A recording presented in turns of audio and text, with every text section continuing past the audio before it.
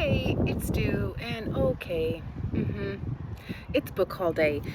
So what had happened was, of course, it's Thursday. I'm back in town. I went to my adjacent neighborhood's Friends of the Library used bookstore where I get 2 free books every time I come in. And honestly, having skipped a week, I felt a little off, like a little frantic. It was interesting to see, because I've been donating back there, how many of my books were still there. I mean, for people who don't thrift for books, it's so fun, and that's what I want to say about that.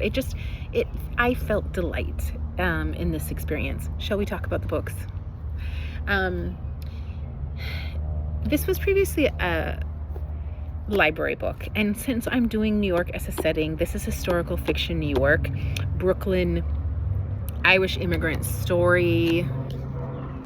Somewhat of a small book, and definitely a font that I can read out here in the beautiful natural light. So I'm squeaking this in to my current reading block, I'll call it. And I'm almost done with Anita de Monte Las Las by Xochitl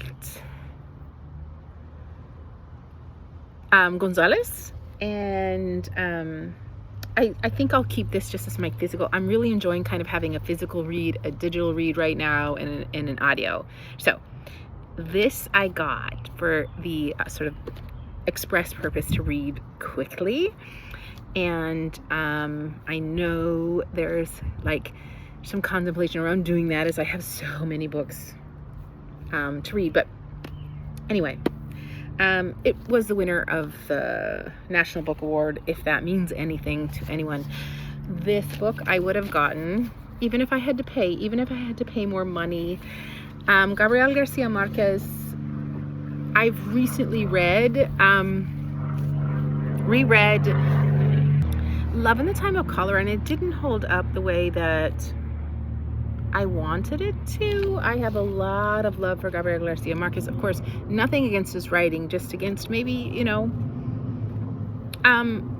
some aspects of the book. I digress.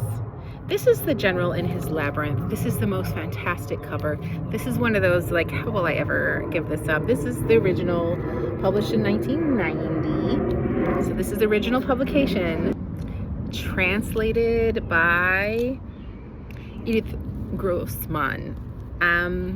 This is the story Gabriel Garcia Marquez is telling of Bolivar, Simon Bolivar. I am so here for this book, and I think that this was going to sit as either a display book, because come on, or on my library for a long time, not just because I have too many books to read, but also, I don't know, I already feel a kind of like, no, you can't take this book away from me kind of feeling towards this book. We'll see. So those were my 2 free ones. The next one, I went back and forth. It's not in the best condition, and maybe for that reason, Barbara Kinslover recently kind of came back into my purview. I've seen her around, of course, but she's one of those authors that I read a lot of her catalog back in the 90s, like Gabriel Garcia Marquez, like Amy Tan, like Alice Walker, to name a few. So when I saw this hardback edition, and I don't remember having read La Lacuna at all, I picked it up. And in fact, while I was discussing all of those things I just said to you with the volunteer who runs the Friends of the Library bookstore, she brought like several other Barbara Kinslover books from the back. They were in a free pile. I don't know what the free pile means, like they're going to donate to somewhere or put it out into the free little libraries. But she brought another sort of softback selection. And since this is another published in 1990 book, I just felt kind of compelled. And it was free. I mean, it was free. I could have found it in a free little library. I think that's where it was going. So it will take a little detour to me for a while. I do remember having read The Bean Trees, The Poisonwood Bible maybe Animal Dreams, maybe, but it's okay. Sometimes if you don't remember reading it, a reread is more than fine. And if I think that I would prioritize this one first. And if I'm really digging her writing style, then, then I'll know to hold on to this. If not, then I'll know that this just goes to the little free libraries where it was probably headed. The last book was just a total impulse. It was like, okay, I'm going into summer reading.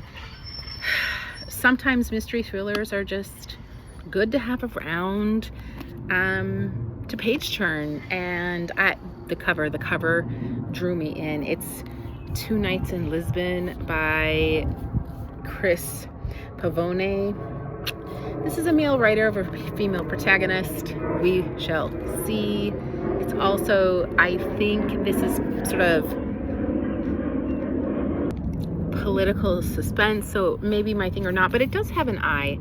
And I do have an ensuing, and who knows when I'll get to it, challenge of reading books with eyes on the covers. Would you believe it? I probably have 5 to 7 books where that's true. So a week of reading when I'm really at it. Anyway, I did pay for this one a couple of bucks because, well, I was taking a lot else free, and I just kind of like to pay as it all goes to the Friends of the Library work. So this is Two Nights in Lisbon, and this is the rare mystery thriller selection that I pay for. And that's it, amigos. That's what I got when I shouldn't have gotten anything, or maybe should have got more. I don't know. That's what I got. One I plan to read quickly. The rest I kind of just plan to find space for as I make it in my library and enjoy this beautiful day of walking, reading, not working because I'm off work today. So yeah,